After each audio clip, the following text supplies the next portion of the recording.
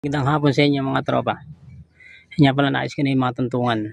Tapos, inyakin na rin yung mga headers. Kasi isang patong-pato. Headers na.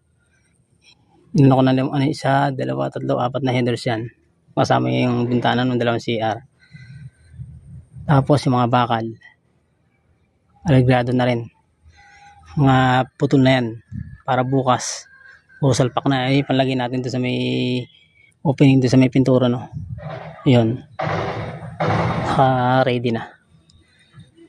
Ngayon uwi na tayo at okay na rin. Pahinga muna at ako'y nanlata. Nag-iisa lang akong gumagawa eh.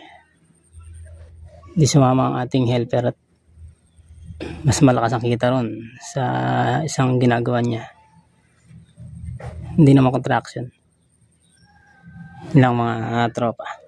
Magandang hapon sa inyo, magandang umaga. Unahin ko na magandang umaga, magandang tanghali, magandang hapon, magandang gabi. Magandang madaling araw sa inyo lahat. Yun lang.